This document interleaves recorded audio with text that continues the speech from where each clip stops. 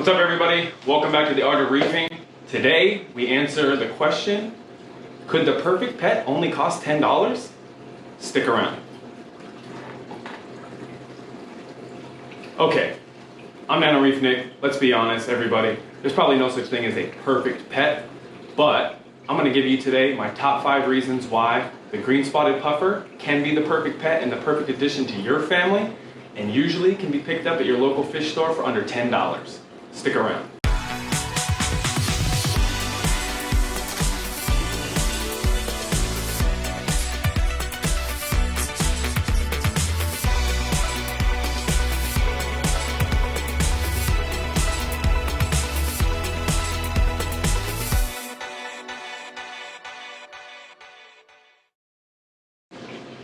Reason number 1, cute. Puffers are just so darn cute, and everybody loves a cute pet, especially a cute puffer. They have beautiful coloration, they come in a multitude of colors, they have the ability to camouflage themselves, and they actually show their stress on their stomachs when they turn a little bit black.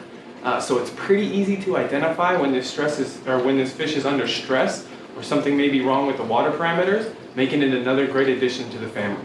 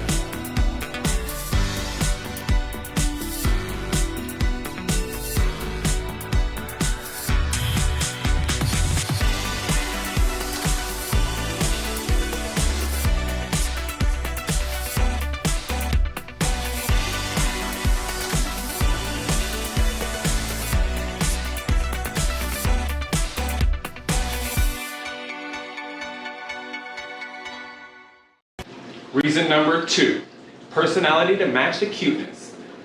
I've never met a fish that has as much personality as a puffer. When you walk in the room, they instantly come to the tank, they want to see what you're doing, they're inquisitive, they explore, they play games. Mine dances, he plays hide and seek, just a ton of fun. All the kids love them. When people come over to the house, that's the first fish that they gravitate towards. Everybody loves a puffer, just an awesome addition.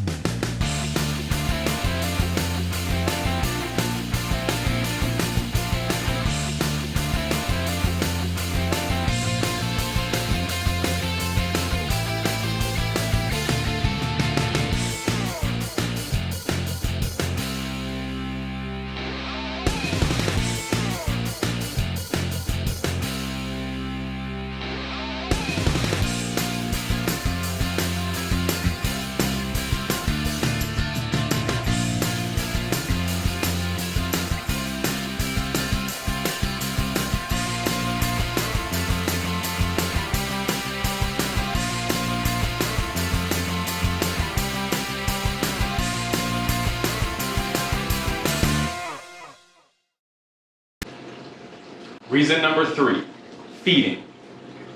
Most people either buy fish because they want something that looks good or they want something that's a pretty aggressive eater. Puffers are both. They're obviously beautiful, they obviously have the cuteness and the personality, but reason number 3 is they're excellent eaters.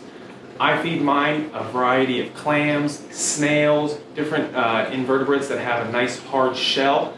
And what that does is that allows them to eat, crack open that shell, which actually files down their beaks, which keeps that in check. And it's just fun to watch. They're aggressive eaters. They literally don't leave anything behind. just an awesome fish to watch, awesome fish to watch eat. And reason number 4, feeding.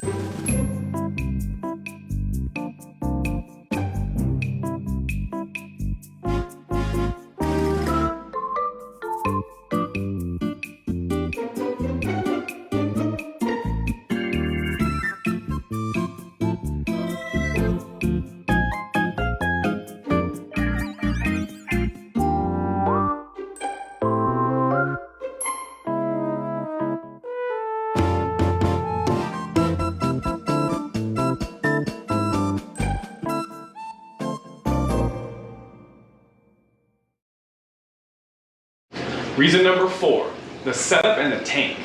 One of the things about most fish is you usually don't get to change up the tank too much because it usually stresses them out. Puffers are an exception. They actually do like a lot of stimulation. They're explorers. They like to go around the tank and see different things. So they like a variety of ornaments, decorations in the tank, things to keep them stimulated. But they also can deal with live plants as well. But one word of caution when it comes to any plants: make sure that they're able to survive in the type of conditions that you're going to be keeping your puffers in. Personally, I keep my fish in brackish water, which is a mixture between salt and fresh. And not a lot of plants do really well in that, and that was a mistake that I made, putting live plants in there, and they actually died, which caused an ammonia spike, and it actually stressed out one of my fish pretty bad. So again, you can put a lot of different decorations in there, ornaments. It's cool, you can actually change things up from week to week, and the puffers actually enjoy it. It's awesome. So reason number 4, setup is easy. Tank can actually be pretty small, between 15 and 20 gallons is pretty much what you'll need for a green spotted puffer. Obviously you can go bigger than that, but not a lot of cost involved, pretty easy setup, and the ability to keep changing it, which kind of makes it interesting. So reason number 4, setup and environment.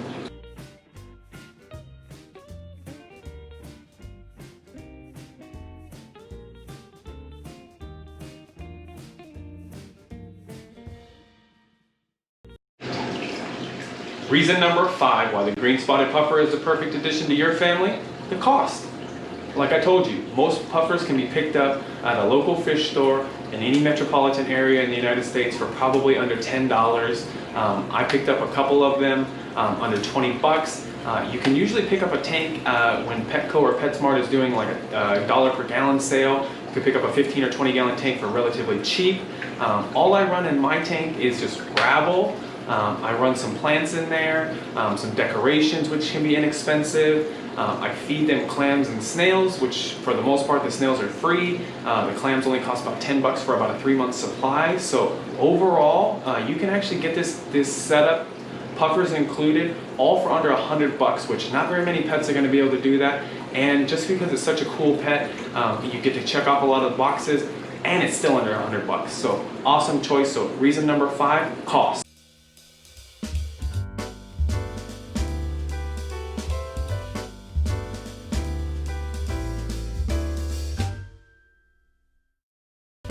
Okay, so now that we went over the top 5 reasons why puffers make a great addition to your family, let's go over some reasons why you might want to be careful when you add this fish. So one of the things I mentioned prior was I actually keep my fish in a brackish condition, which is a mixture between fresh and salt water. I was actually inspired by Coralfish 12G, so if you haven't checked him out, go check out his videos. He talks about brackish water conditions in detail.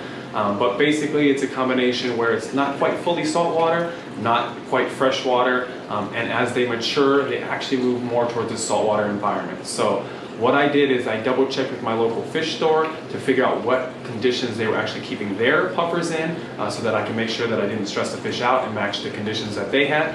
My local fish store was actually keeping them in brackish conditions, so it was already pretty easy to transition over. But that's one thing to be careful of. Make sure you verify, are they keeping them in fresh water, are they keeping them in brackish water, or are they keeping them in salt water before you make the transition over and before you set up that tank, just to make sure that it's an easy transition.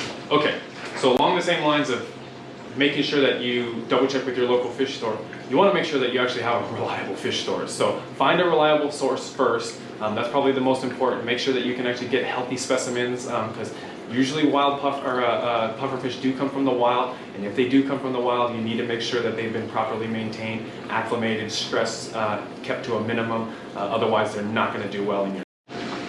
Okay, when you're at your local fish store, one of the things that you want to pay attention to is look for brightly colored fish with no blacks on their stomach. The black is an indication of stress. I looked for the healthiest specimens that I could find. In my local fish store, thank God they had a pretty big variety, pretty big selection, so I was able to pick what I liked. But if they don't, just keep looking. Don't settle for a fish that looks like it might have some kind of a parasite or anything that's wrong with it. You want a nice healthy fish to start with, because that's going to be key to long-term success. Okay, one of the drawbacks, no tank mates. Puffers do well when they're with each other or solo, but do not add other fish in there unless you're a very experienced aquarist. I would say just keep them by themselves. They're an isolated fish, just one species in the tank. I keep 3 at a time in my tank. You can have 1, 2 sometimes can be an issue. 3 seems to be a good amount, and it really helps if they start out as juveniles together and they grow up together. I've seen some that are introduced later in life and they tend to be territorial and they kind of have an issue. Also, no corals. So even if you're keeping them in salt water, the puffer will eat corals, and they'll eat invertebrates too, so be careful what kind of things you put in the tank. I just keep mine personally by themselves. Make sure, again, with your water parameters, match the fish store that you're buying them from. If it's a brackish setup like mine, make sure you're setting up the brackish water. Make sure you fully cycle the tank before you add any fish. These are not going to be a very hardy fish in the sense that they can live through a cycle. So make sure you've already completed the nitrogen cycle. If you need information on that, check out my previous video on how to cycle a tank. But make sure this tank is fully cycled before you add the fish. And then even once it was fully cycled, once I added the fish in there, I still added turbo start again, just to make sure that there was great beneficial bacteria in there, to make sure that the ammonia didn't build up in the tank, make sure there was no nitrite in the tank, and just make sure that my fish were as healthy as possible. Ooh, another addition. So make sure you keep them in low light or even no light at all. I actually keep mine most of the time in the dark. I know that sounds kind of silly, but I found that they tend to be less stressed when they don't have the light on them. They have brighter coloration, nice white bellies. They eat great even in the dark. So I usually don't keep a light on mine too often, but if you do, keep it very low. I know from what I've seen, when I do add the light on there, it does tend to stress them out a little bit. So just be cautious of that. If they've been kept in your local fish store and under bright lights, it might not be as much of an issue. But my fish store was keeping them in kind of darkish lights, so I matched, and like I said, most of the time I don't even keep the light on them at all. So you have that option as well.